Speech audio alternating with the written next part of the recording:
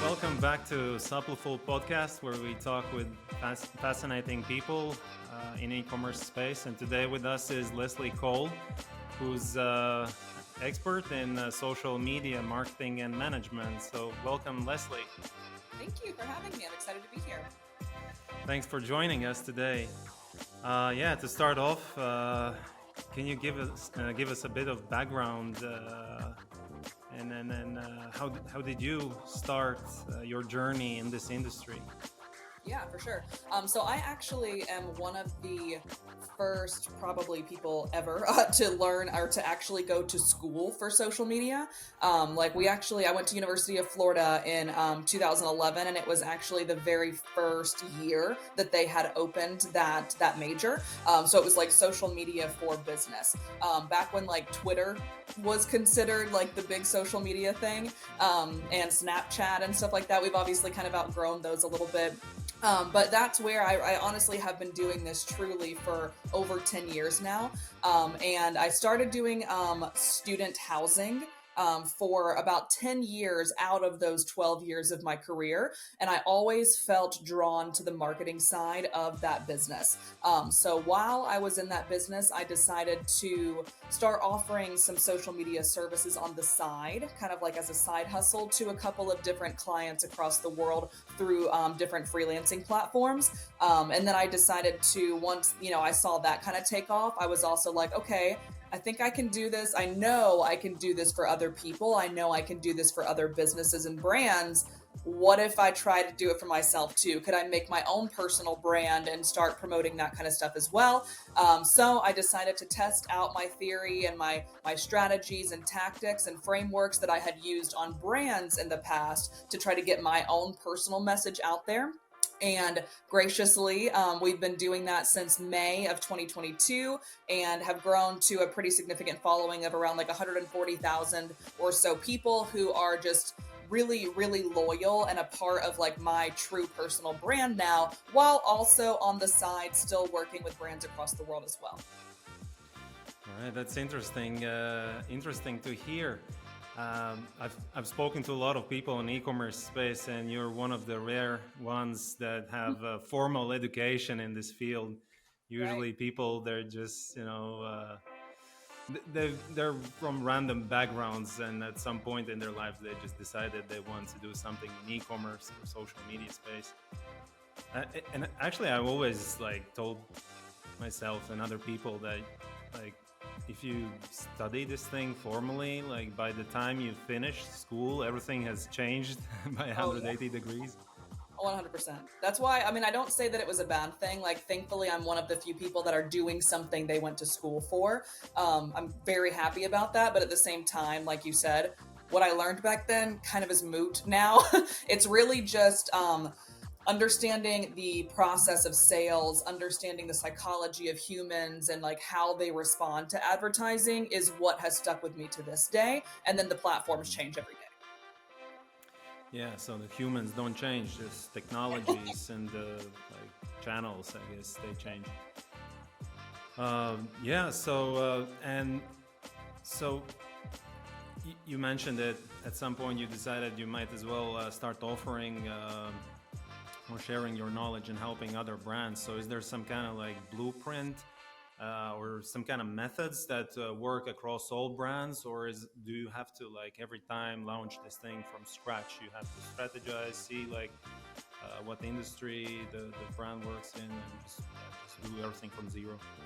That is a really good question. So I have a very, very particular framework. And I think, you know this as a business owner too. You have to have standard operating procedures, standard onboarding processes, standard offloading processes, no matter who you work with or no matter what product you want to offer as an e-commerce provider. But we also know that like this, let's just say tumblers, for example, for just tumblers for anyone. Let's just say tumblers for anyone versus pet dog collars or dog bandanas for a dog mom. Those are two very different products that need to be like distributed differently, need to be marketed differently, need to be talking to two very different types of people that will buy them, etc.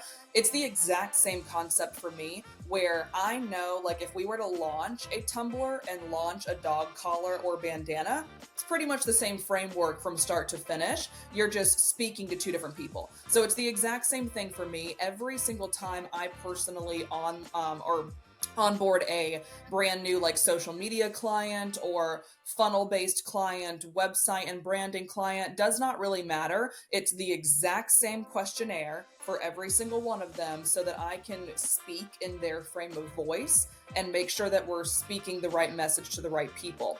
And then as it relates to like platforms and stuff, what I think is standard, no matter what, in every industry and every product and every service, whatever the case may be, it's now we are, and I want to say now as in like probably the past 3 to 5 years, are moving towards the UGC space. So faces, we don't really want to see products anymore. We want to see Leslie utilizing the product in her daily life.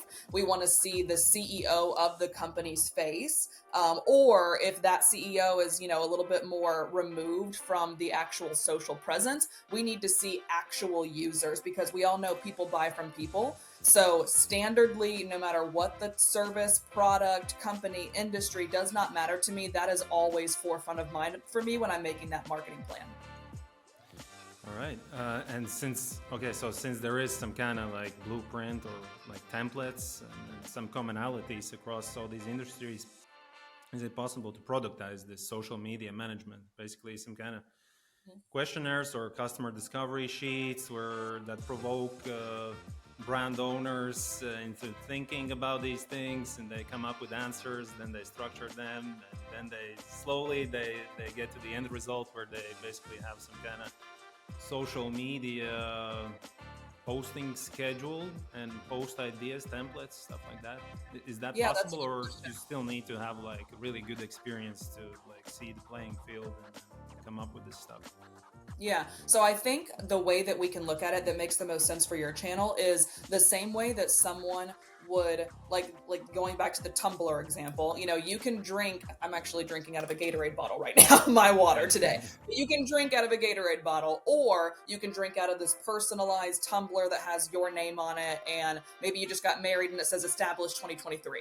That feels a little more close to home, right? So I think that kind of would be the exact same concept for I don't know if the word is productize. I don't think that's a word, but can we actually like make products out of social media management in a way where, yes, someone can own that for you, whether it be an employee or a freelancer, like a service provider like I am, or can you do it yourself through these certain things? The answer is 110% yes to both the kind of questions.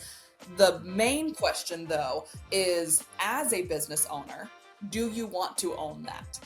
So same thing for me is, I'm a business owner, is me technically only, but I do have a lot of other freelancers that I work with that own small pieces of my business. So I have a copywriter, I have an email marketer, I have a content creator who basically tells me what to post, stuff like that. So that's what I would suggest for small business owners or even large scale business owners themselves as well, is absolutely there are frameworks that you can follow literally A to Z if you'd like to, or hire a team, a salaried based employee that can own all of that for you. Or again, you can outsource it to someone like a freelancer. Yeah, so in other words, everything's possible, everything is doable. It's just a matter of priorities and where you're most efficient, in which position. Thanks for sharing that. And so what role does social media play in? Because it seems to take a lot of time. You have to not only develop the strategy and make plans, but you have to maintain this thing. It takes so much time. I've done it, and I usually get tired after a few weeks. So what role does it play in in the overall marketing strategy? Can you just pay for traffic, just run ads, and just skip the heavy lifting? So yes and no. 2 answers to your question. One, I always say, so I actually am an influencer manager myself as well. So like I work with large brands and manage their creators for them. So the negotiations, the approving of content, whatever, right? It's the exact same concept of the influencer management concept. To do digital ads. What I don't ever suggest clients doing is only doing paid ads and only doing influencer types of content, because we're smart. We're smart consumers. We're getting smarter every day, and we also like to validate the client, the product, the service, whatever, right? So if you have only those two things going and you don't have an organic home base that they can basically validate and check those two paid advertising strategies, I personally don't think that it works. Yes, it could, and yes, it could drive a lot of traffic, but you're not building that like, no trust factor with people. You are strictly basically paying for the exposure to them, right? So that's answer number one. Answer number two is I would highly recommend, like what you asked the question is like, what is social media in the marketing plan in general? I like to look at it, like I'm sure you do as well, as a funnel. So we have, your top of mind or your top of funnel is going to be social media. And then you're going to move them potentially through a lead magnet. And then you're going to nurture them through email marketing. And then you're going to retarget them with a digital ad, all those things that you just talked about, maybe get them on the phone and close them, or hit them a million times with Merry Christmas promotions, whatever the case may be. They started up here. So in order to get them on that email list of the Merry Christmas promotions, and then continuously put your brand, your product, whatever in front of them organically and paid, I think that is the absolute best strategy that you can do. Is if you just forget about social media or only do paid strategies, I do think that works 100%. It can work, especially for larger brands that have the capital to put behind a significant amount of ads and a significant amount of testing creatives. However, especially for small business owners like us, it's literally free to get on social media. So if you don't have that capital in the beginning, or if you're trying to just get the opportunity to expose yourself to a lot, like literally millions of consumers for free, that's where I think social media fits in. And then you just compound with the other stages of your funnel. Okay, yeah. So basically, simply running ads without social media will be much more expensive, because those are going to be cold audiences that you haven't reached before organically, and they'll have no way of validating your product by looking at your social media feed. Yeah, so that makes sense. You mentioned like getting millions of views. It sounds crazy, and yeah, like there's so many success stories circling around with TikTok, how somebody just posted something and they immediately became successful. Is it like just hype, or is it real? Because it sounds too good to be true. Yeah, that's a good question. So for me personally, I'm very, very transparent. I'll tell you all of my numbers. I had one video since May of last year hit over 1 million, one video. And I've posted probably 300 to 500. Okay. So that is not that great of a ratio when I say like millions could be there, but also millions could be there.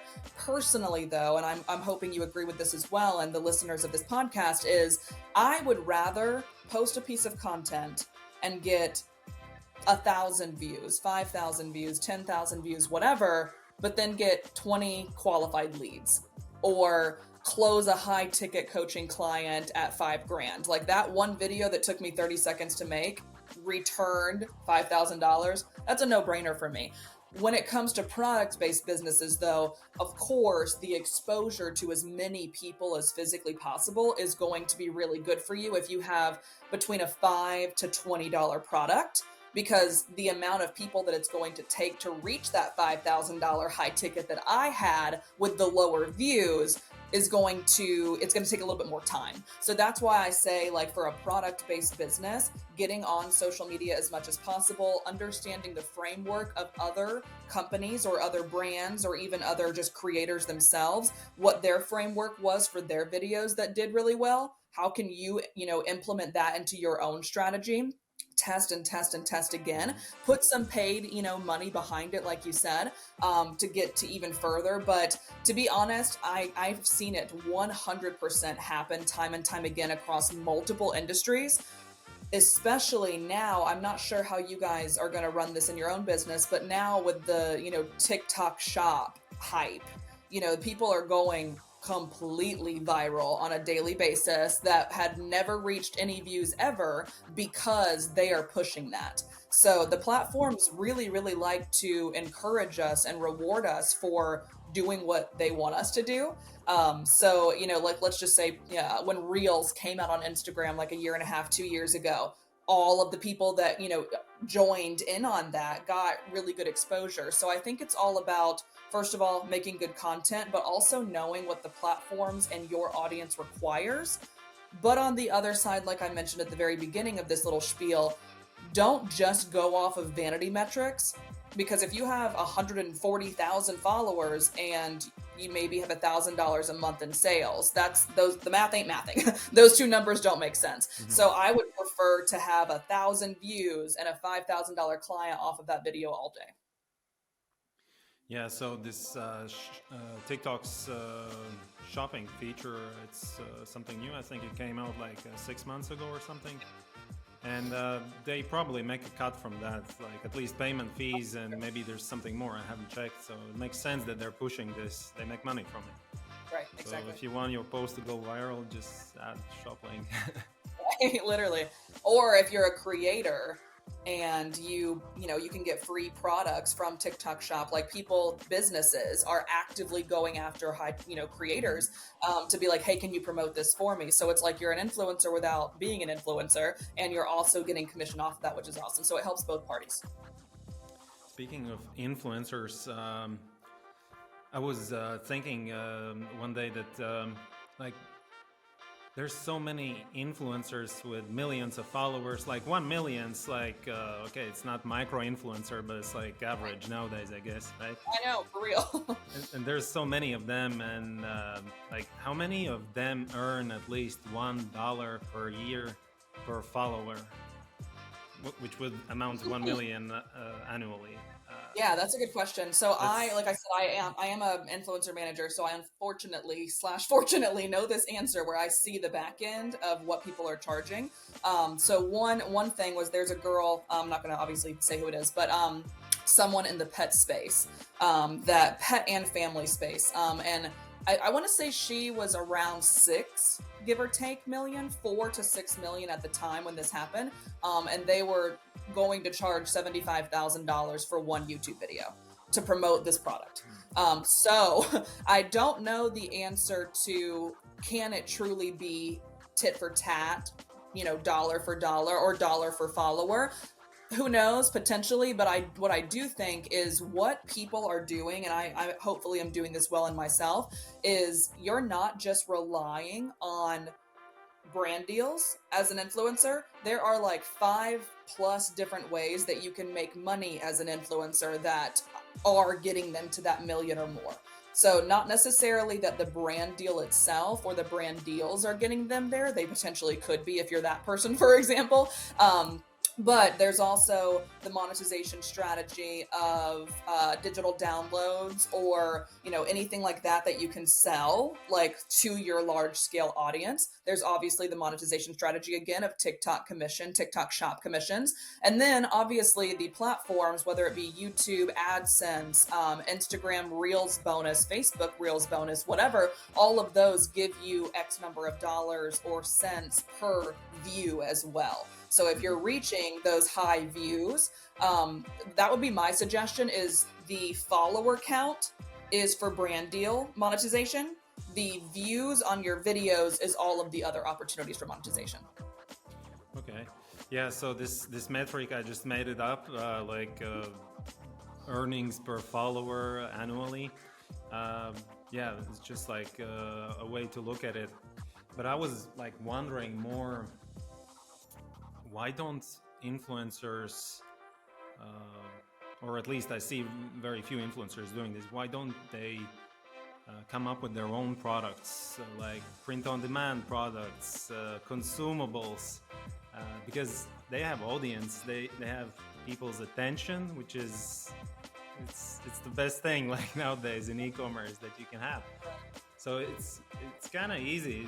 It seems for me at least like really easy. Like why don't they just if the audience is genuine and they have like a an angle that works for print on demand or supplements on demand products, why they don't why they don't build their own brands, like their own products, because the backend system with on demand fulfillment, it's easy nowadays.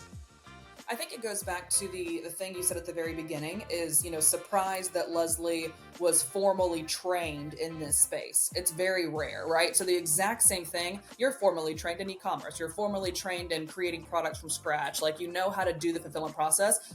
99% of influencers do not and never will. The 1% that do are monetizing their own knowledge more so than their own product. So it's still a product, but it's more so like mine, for example, is like a blueprint to become a six-figure freelancer like Leslie. So it's not like a product like the Tumblr we discussed earlier, but it's something that's actually going to like be knowledge-based. That's what I've seen influencers mostly doing. Or it's your small business owners that happen to, thank God for them, go viral. And maybe they are a screen printed at home handmade t-shirt business. And then one of their things go viral and now they're getting all of those product sales. So I think that's really the answer is people don't know, like they're really, really good at creating content. They're really good at engaging with their audience, and they're really good at engaging with other brands to promote their products, but they're not necessarily trying to build from scratch. Yeah, I guess that's why they're successful as creators, because they're creative people, not necessarily entrepreneurial. It's just different mindset. Right.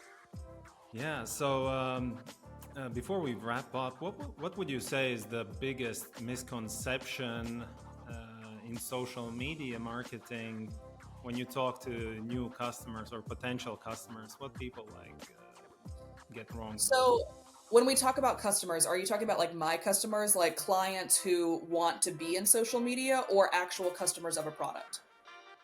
Just people in general who are maybe commenting below your content or just are inquiring about potential cooperation.